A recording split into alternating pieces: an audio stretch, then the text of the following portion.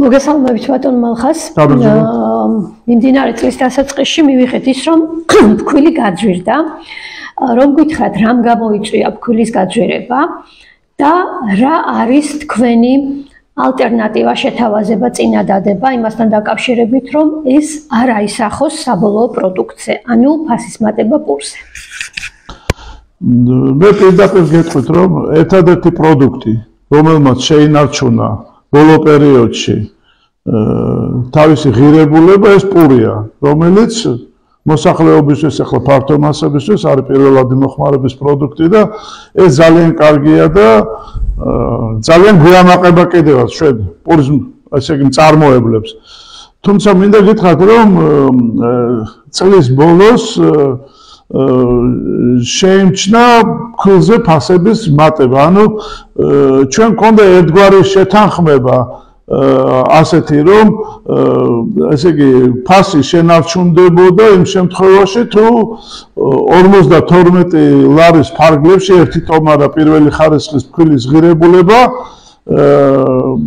შეინარჩუნებდა ფასს. ანუ ერთი ტომარა ფქვილი პირველი ხარისხის უნდა ყოფილიყო 52 ლარი. მაგრამ როგორც დავინახეთ, ფქვილი 53 და 54 ლარზე, ანუ აცდა იმ ზღვარს, რომელშიც ეტეოდა ჩვენი კალკულაცია. ახლა არის კიდევ გარდა ფქვილისა ის გამოწვევები, რომელიც თანამედროვე პურის წარმოებებს გააჩნიათ და ამან რა თქმა უნდა ერთგვარად ცოტა შეგვაწუხა, იმიტომ რომ ну იცი დისტრიბუციის საკითხები იყო გართულებული და უამრავი ჯარიმები და დისტრიბუტორების ასე ვთქვათ მუშაობამ გადატვირთულ ქალაქში ძალიან რთული იყო და მათი პრეტენზიები იყო მასთან დაკავშირებით, რომ მაღალი ჯარიმების გამო ესე იგი ქარხნებმა მიიღეს საკმაოდ ეკონომიკური დარტყმა ისეთი. გარდა ამისა, გამოწვევებია ისიც, რომ მუშახელის ხელფასებზეა საუბარი, იმიტომ რომ სამცვლიანი სამუშაოა, ცხელი გარემოა, აქაც გახდა საჭირო, რომ რაღაცა ღონისძიებები მივიღო იმისათვის, რომ ეს ადამიანები ითხოვენ ხელფასის მომატებას. აი ეს საკითხებია ყველაფერი ერთად გადაჯაჭვული და აქედან გამომდინარე, რა თქმა უნდა, დღეს ეს რიგში ჩვენ დავაყენეთ საკითხი, რომ ის დანამატი, რომელიც დროებითი გადასახადი, რომელიც ფქვილზეა დაწესებული რუსეთიდან შემოსულ ფქვილზე, ანუ ეს არის დროებითი გადასახადი, რომელიც მარტის თვემდე მუშაობს, ახლა ეს არის 12 ლარ ნახევარი. რა მისი ასე ვთქვათ, ამ კორექტირება, ან რაღაცა ისეთი ღონისძიება მივიღოთ იმისათვის, რომ ესე იგი ფქვილთან დაკავშირებით მაინც ჩვენ ჩავეტივეთ იმ ფარგლებში, რომ ფასი არ შეიცვალოს. ანუ მეპურეები ითხოვთ, რომ იმპორტის გადასახადი ფქვილზე მოიხსნას. და ეს იქნება, აი ეს რომ ახსნათ კარგად, რას ითხოვთ და რა შედეგს მოიტანს ეს. კი ბატონო, მეპურეები ვითხოვთ, რომ იმპორტის გადასახადი, რომელიც დაწესებულია, ეს არის დროებითი გადასახადი, ეს იყო დაწესებული იმისათვის, რომ ალტერნატიულად საქართველოში მოიხსენებათ წელს ცუდი მოსავალი არ იყო 200,000 ტონაა, ესე იგი გამოცხადებული და ძალიან კარგია, გაგვიხარდა, რომ წისქვილებსაც ემუშავათ. და ამისათვის რუსული ფქვილები კონკურენციაში რო არ შესულიყვნენ, ესე იგი ორივე წარმოება როგორც გადამამუშავებელი, ისე მცხოვრებს ემუშავათ და ყოფილიყო და კონკრეტულად ის არის, რომ ჩვენ ახლა ვითხოვთ, რომ ეს დროებითი გადასახადი ფქვილზე შესაძლებელია, რომ შეჩერდეს და კონდეს ესე იგი პურის მწარმოებლის იმის საშუალება, რომ პურის ფასი შენარჩუნდეს. ეს საიმპორტო გადასახადის მოხსნა შედეგად მოიტანს იმას, რომ პურის ფასი არ გაიზრდება, ამას ამბობთ? პურის ფასი არ გაიზრდება, დიახ, პურის ფასი არ გაიზრდება, თუ შენარჩუნდება, იმიტომ რომ იქნება საშუალება იმისა, რომ ჩვენ ხელმისაწვდომობა გქონდეს იმ ფქვილზე, რითაც შესაძლებელია უკვე შევინარჩუნოთ ეს ფასი. ამ შემთხვევაში, რასაც თქვენ ამბობთ, ამ შემთხვევაში საიმპორტო გადასახადის მოხსნის შემთხვევაში ეს ხომ არ დაარტყავს, თქვათ, ხორბლის ბაზარს, მეხორბლეებს და წისქვილ კომბინატები იგივე სიტუაციაში ხომ არ აღმოჩნდებიან? რა თქმა უნდა ეს მესმის მე ძალიან კარგად. ჩვენ გვაქვს ახლა როგორც იტყვიან ჯოხი ორი ბოლოდან. ერთ ბოლოში არის რა თქმა უნდა მეხორბლეთა ინტერესები და მათი ესე იგი ხორბლის ჩაბარების ფასები და რა თქმა უნდა ყოველთვის მეწარმე რომელიც ხორბალს აწარმოებს მას უნდა რომ ის ჩააბაროს თქვა 75 თეტრად რამდენადაც ვიცი მე და არა 55-ად როგორც მათ შეთავაზეს თავის დროზე აქ ასეთი სიტუაციაა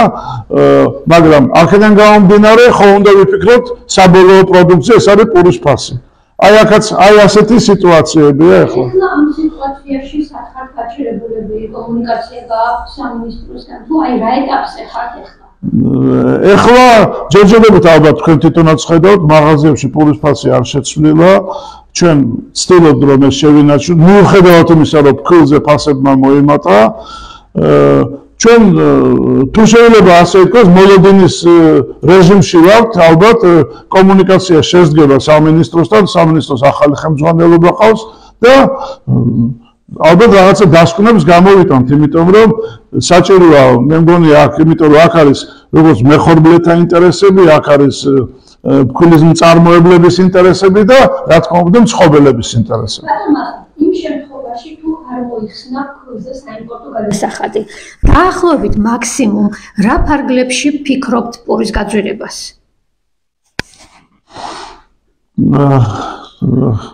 პირდაპირ გეტყვით ახლა პირველ ეტაპზე ალბათ მაინც იცით რა რომ ალბათ აქ ლაპარაკია 10-15 თეთრზე აი დაახლოებით ასეა საუბარი ესეც თუ შევადარებთ აი მეზობელ ქვეყნებს და მათ მიერ წარმოებულ პროდუქციას ჩვენ მაინც ვინარჩუნებთ იმ სტაბილიზაციას რასაც ქვია პურის ხობა და ეს და ერთად გითხავთ შექმნა პრობლემა ანუ რამდენი იყო ფქვილი და რამდენი გაძვირდა დღეს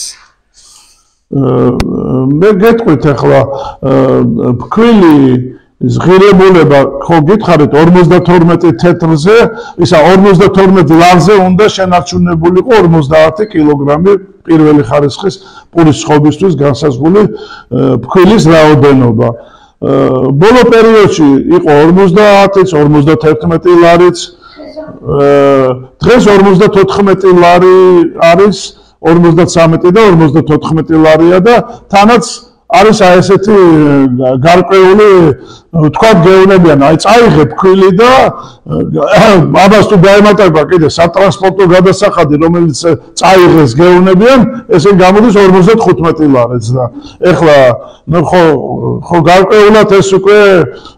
შენს კალკულაციაში ვერ ეტევი ეს ერთი მეორე ახლა ასევე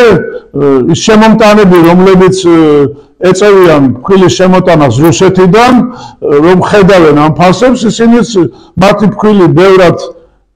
უკეთესია ესე იგი არის ხარისხით ასე ვთქვათ კარგი ფქვილი და მათ სურვილი აქვს რომ ბიზნესში მეტი მოგება ნახონ და იქაც 60 ლარამდე ავიდა მათი ესე იგი შემოთავაზება და ამას ახლა ყველაფერს ერთად ჩვენ იმიტომ ვიღებდით რუსულ ფქვილზე, ამით ვაუნჯობესებდით ამ ჩვენ ფქვილებს შერევა ხდებოდა მათი და გამოდიოდა ნორმალური ხარისხის პროდუქცია და ეს რო შენარჩუნდეს, აი ამიტომ ვაყენებთ ამ საკითხებს. და ერთად გითხავთ იმ შემთხვევაში თუ მეხორბლეებს პრობლემა შეექმნებათ და იფიქრებენ რომ აღარ შემოიტანოთ ხორბალი. ამ შემთხვევაში ფქვილის მარაგებზე არსებობს მე რამდენადაც ვიცი საერთოდ სამთვიანი მარაგები ეს დიდი ხანია უკვე რამოდენიმე წელია არსებობს ქვეყანაში ეს მარაგები არის როგორც წისქვილებში ასევე ქარხნებსაც აქვს გარკვეული მარაგები ნუ ახლა ეს დაწესებული წესია რომელიც მუშაობს და ну ეს მარაგები აქ ის იმ ხრივ რომ თქვა მოსახლეობას რაღაცა დისკომფორტი შეექმნას ასეთი რამე გამორიცხულია. გარდა ამისა მინდა იცოდეთ რომ წინადადებები იყო მე რამდენადაც ვიცი ყაზახეთიდან, იმიტომ რომ წელს კარგი მოსავალი ჰქონდა და ყაზახეთმა ვერ გაიტანა თავისი. უბრალოდ იქიდან სატრანსპორტო ხარჯებია გაზრდილი და მეტი ჯდება ფქვილის ხორბლის ჩამოტანა, თუნდაც ფქვილის ჩამოტანა, ვიდრე თქვა რუსეთიდან. აი ესეთი სიტუაცია. ბატონო მალხაზ, ისეთი კითხავთ, ანუ ეს საიმპორტო გადასახადი